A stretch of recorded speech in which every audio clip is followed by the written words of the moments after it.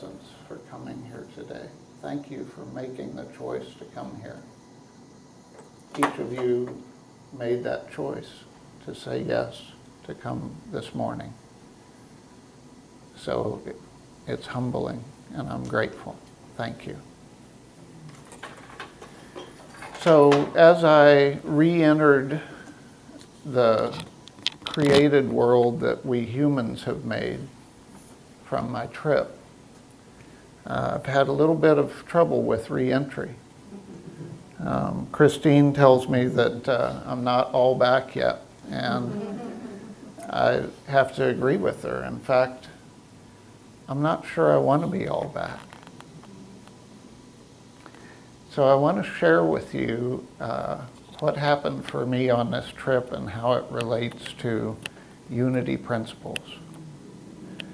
One of the things that indicated that I'm not all back from the trip is I worked on the talk title and blurb and with Beverly, our wonderful office manager, and I thought I sent it to her Thursday morning so it could be in a newsletter, and it wasn't in there. So this morning I was thinking, did I really send that thing? I didn't send it. I copied it from the Word document and I got ready to send it, but it never got out. So here's the blurb. Don't blame Beverly. If you want to blame, which isn't really fun, then blame me. But here's what we're going to talk about today. Hearing the voice of God.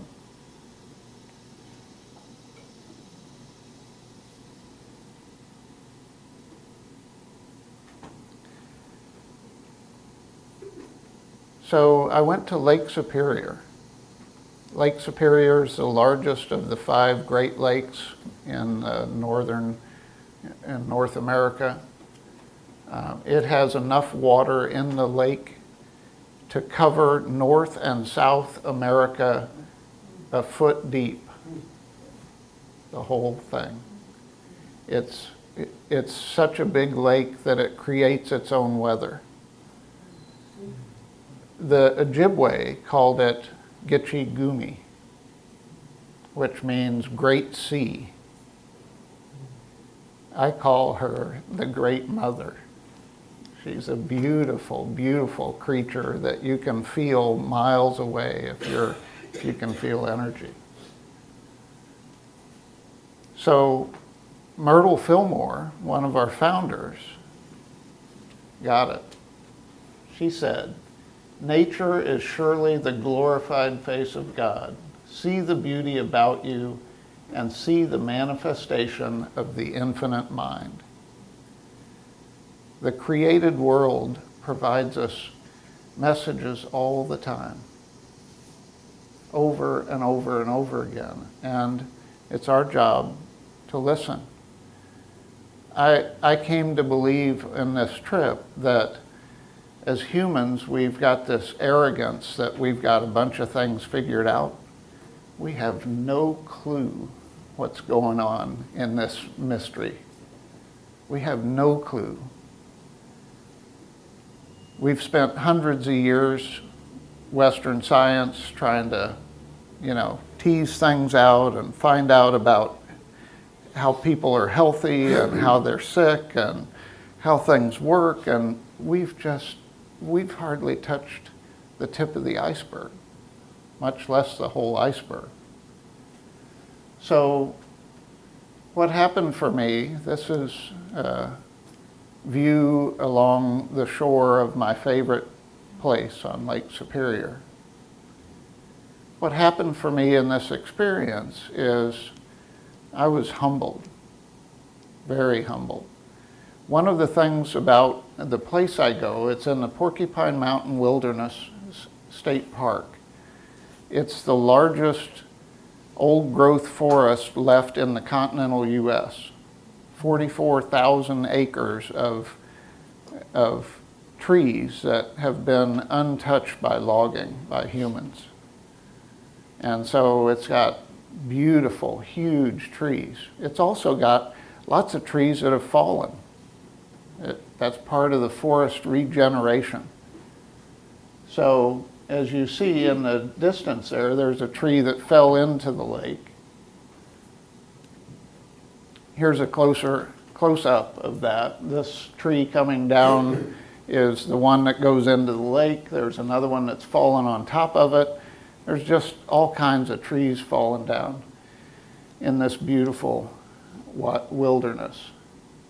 So, you know, the little boy in me says, if a tree falls in the forest and no one's there to hear it, does it make a sound? Anybody else have that question happen in their life? Well, as I was listening to God, God said, of course, silly human. Do you think you're the only one with ears? What about mice and squirrels and chipmunks and deer? And, you know, then what about insects and reptiles? They feel vibration. Yeah, so all kinds of creatures hear a tree falling in the forest. And we, in our egotistical sense, think that, well, if it doesn't happen on my watch, then it doesn't happen, right? So, of course. So that opened me up. That lesson in humility helped me to realize that, you know, maybe we're just not listening to God. Maybe God's got all kinds of things going on that we've just barely touched on. So there's the first sunset, first night, that same tree into the water. This is the sand on the beach. It reminded me of lightning strikes. The little lines there. Maybe God's talking to us there. Maybe the same lightning strikes, the same pattern happens on the beach too. Maybe that's the language of God. The first night I was there, the lake was really calm, and about 6 inches under the water on this shelf of rock were these patterns. That's little mounds of sand that were about 1/4 of an inch high, and it was as big as from that chair to Debbie, all patterned on this big rock. What if that's God's language and we just don't know that language? Because I reached down and I touched into the water the sand and it just dissipated. It just, spread out. God's talking. So this is a view of the river that you watched in the meditation up on a bridge above the river. And as you see, there's a lot going on in nature, a lot of things.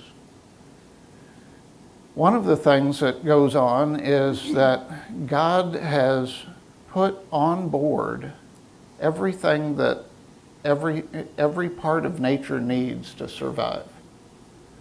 So I'm going to talk particularly about a couple of things. One, the northern white cedar tree. It's very prominent in the Upper Peninsula of Michigan. The northern white cedar tree is this tree here that you see has fallen over and a new shoot has come up and grown. So one of the things that principle that God put into the northern white cedar tree is the ability to, when it falls over, to repropagate. It just starts growing from wherever it hits the ground, if the ground conditions are right. So we can learn from that. When we fall down, can we repropagate? You know, we've got everything on board, just as the northern white cedar. We keep going. We keep growing. Whatever your story is, whatever challenges you've had in the past, life helps you repropagate.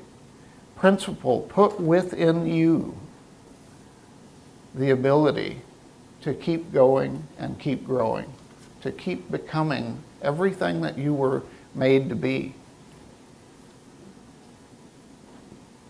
So this is a close-up of the lichen that's growing just on the ledge above the river that you watched the video of.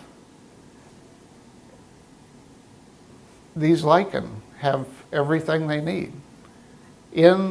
At Lake Superior, the average snowfall a year is 200 inches. 200 inches. These little guys have been given by their Creator everything they need to survive, both the summer and the winter. Right? They drop down into, kind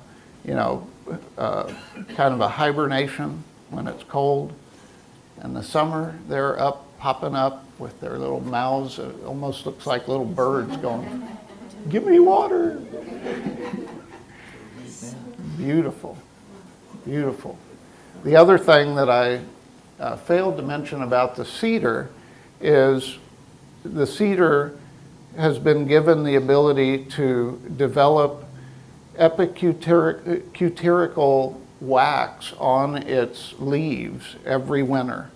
It gets a thick coating of wax that seals the leaves, and because it gets so dry in the winter and the roots can't pull moisture up from the ground because the ground's frozen solid, so it gets this wax across its leaves that helps it survive the winter.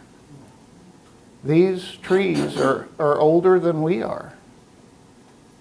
They survive something that we couldn't survive without a lot of intervention. So one of our way showers is Jesus. Jesus got it. Jesus spoke to us and told us what we need to know. For this reason I say to you, do not be worried about your life as to what you will eat or what you will drink, nor for your body as to what you will put on. Is not life more than food and the body more than clothing? Look at the birds of the air, that they do not sow nor reap, nor gather into barns, and yet your heavenly Father feeds them. Are you not worth much more than they? And who of you, by being worried, can add a single hour to his life? Actually, as humans, we've figured out that if we worry, we take away hours from our life, right? And why are you worried about clothing? Observe how the lilies of the field grow. They do not toil, nor do they spin. Yet I say to you that not even Solomon in all his glory clothed himself like one of these. But if God so clothes the grass of the field, which is alive today, and tomorrow is thrown into the furnace, will he not much more clothe you?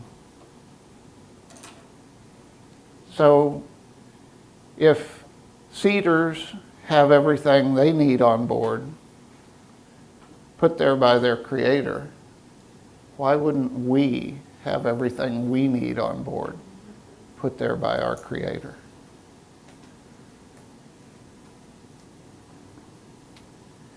So then it got me thinking about what kind of language God uses, or what kind of languages. And I got kind of focused on what some people are calling fractals, which are reoccurring geometric shapes. It's the best way I can describe it. And so here's the breaking up of a stone with beautiful geometric shapes. beautiful chunks, the way it just breaks up from the heat and the water and the freezing, all of that creating more and more things for life to continue. And life does continue. Life keeps growing. We keep growing. Part of us is breaking down and releasing. Part of us is being built up and regenerating, just like nature, just like God intended. This is the trunk of an aspen tree. What if that's God's Morse code? I mean, what if? Why not? We think we've got it all figured out and we're the only ones that can communicate. Maybe God's given us Morse code. If I were to interpret that, I have a little bit of a biased filter that says, I love you. Because God loved that tree enough to put on board everything it needed. It needs that bark. And if we're smart enough, maybe someday we'll figure out, what those little lines do to benefit the tree. I don't know. Maybe somebody's already figured that out. So even in the destruction of life, there's pattern. This is a log that was sitting on the beach. And I took this picture thinking, wow, I wonder, that I do a lot of hiking, so I see a lot of topography maps. I wonder if every log that decays has a matching topography somewhere on the planet. And that's just a pattern that God has instilled in life that just keeps reciprocating over and over again. Because I could probably, if I did a search and matched that up, I could probably find a hillside that matched the topography of that log, of the way that it grew each year.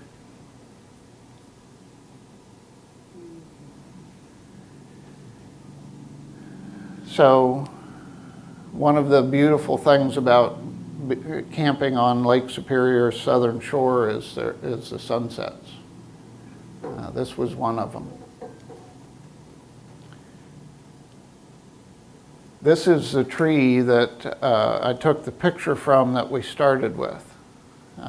This tree has been there every year that I've been there. It's probably older than I am. It's got a beautiful perch place. These two parts coming out from the picture are parts of the tree that fell over at some point and then grew out into, looks like another tree, but it's actually part of the same tree. There's more that's fallen over. You can see that one leaning over the other way. That's another one, another part of that tree. And so here she is on the edge of Lake Superior making a life, right? She's right on the shore. There's water sometimes will, splash up on her, I'm sure in the winter, which I haven't been there in the winter. The snow and ice will pack up against her to the point that when you look inside those roots, you see life continuing to generate. That's inside the roots of that tree. So each of these, to me, what I did is I switched channels. I switched channels from the channel of, everyday social life and knowing about what's going on in American politics and, all my clients and all of that stuff, all of those channels, I switched channels to God's channel, to listening to God. And so I'd invite you to think about what channels you listen to. What channels do you tune to? What are your presets? What are you normally spending your time listening to? And like I said at the beginning, I'm not all back, and I'm not sure that I want to be all back. I want to keep that channel open.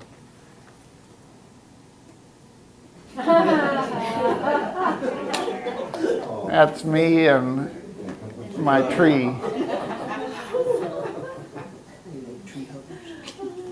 Yep. And so that's the sunset from that night. And I don't want to end the talk without talking briefly about a couple of people who have sunsetted in the last few weeks. John McCain and Aretha Franklin. And I want to point out to end my talk today that each of them are noteworthy in my mind because they listened to their own channel. They listened to their channel. John McCain listened to the channel of his values. That's why he was considered a maverick, because he wasn't first a Republican, he was second a Republican.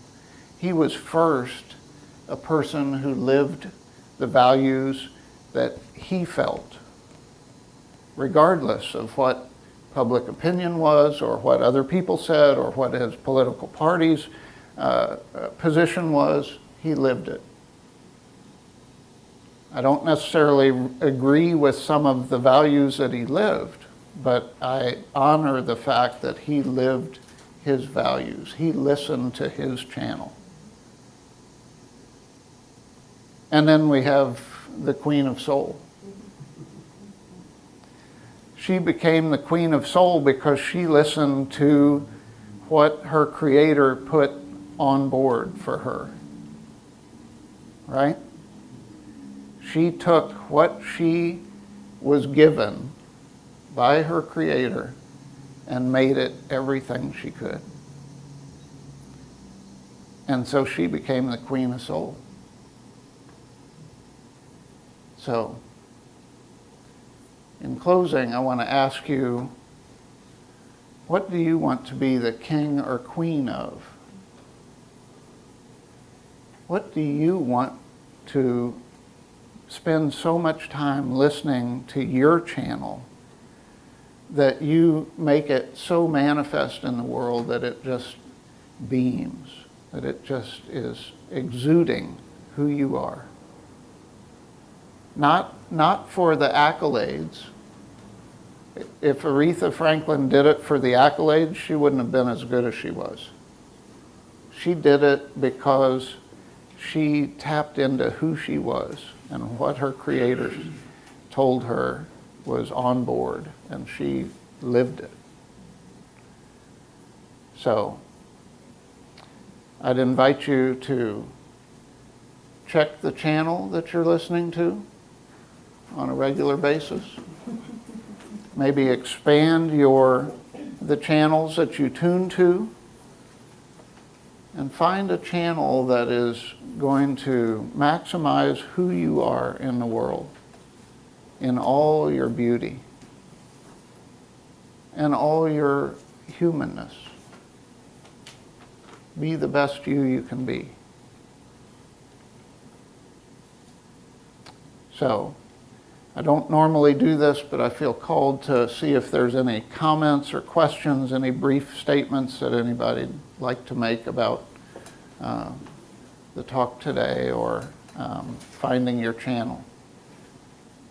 Teddy? When I was much younger and even much more confused than I am now, I can talk up if you want.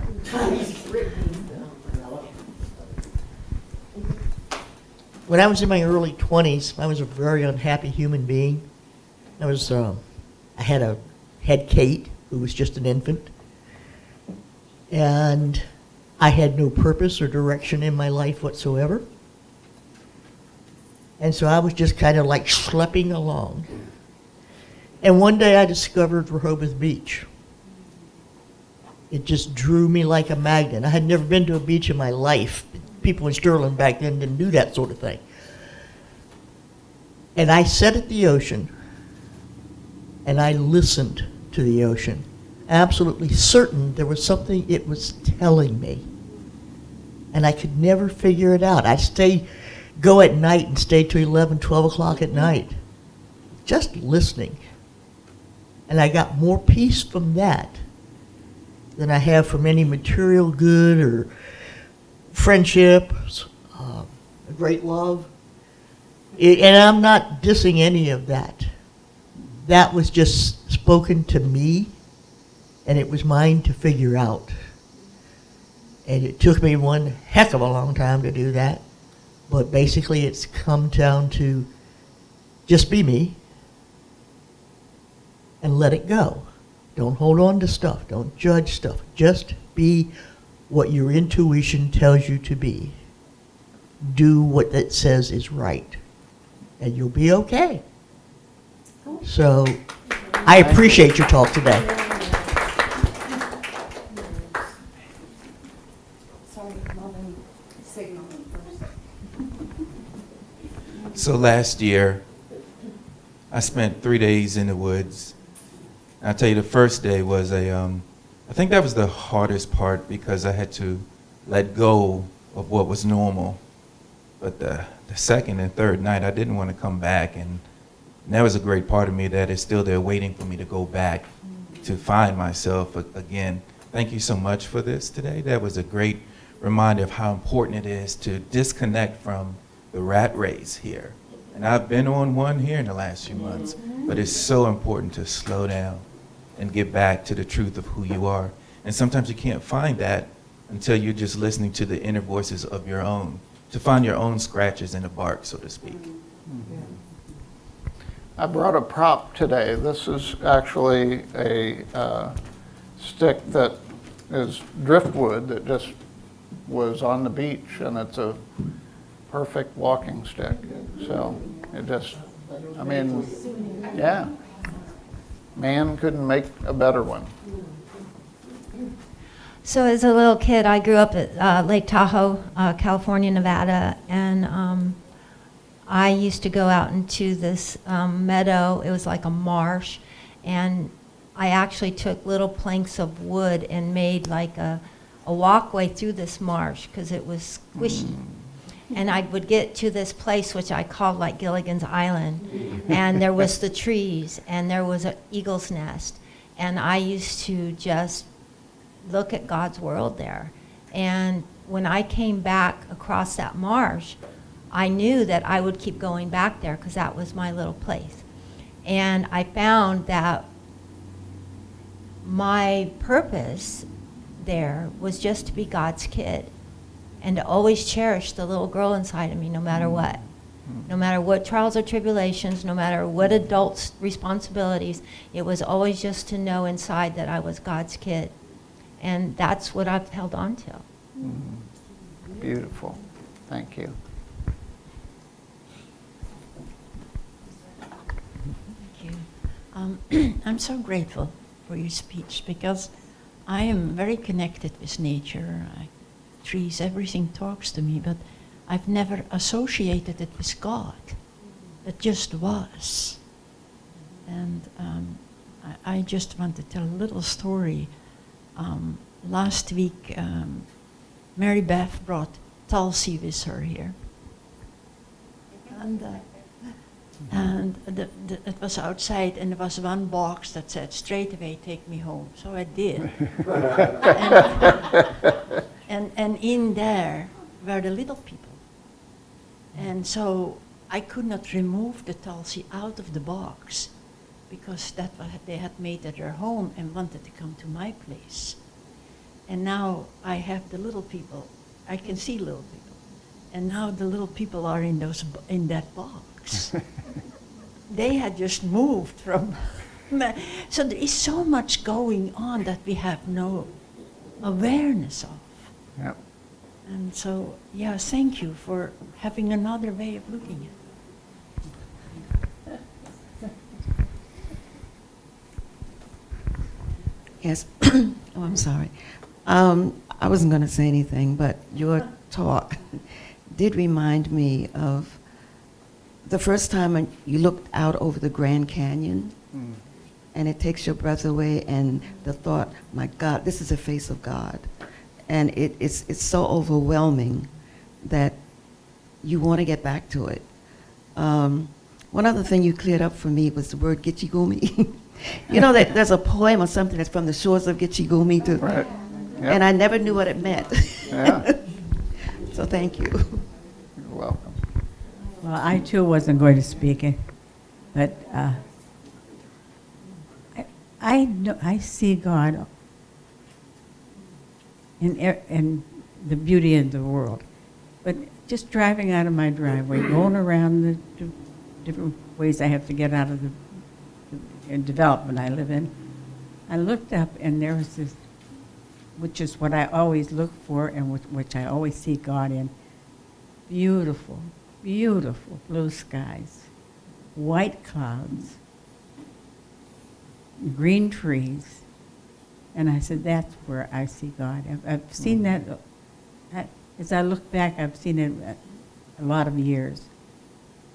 But I'm acknowledging it now and understanding that that's God talking to me and has been talking to me for years. Mm-hmm. It's such a beauty. Wonderful. Well, thank you all. Now we're going to get to hear the voice of God with Andrea's beautiful music.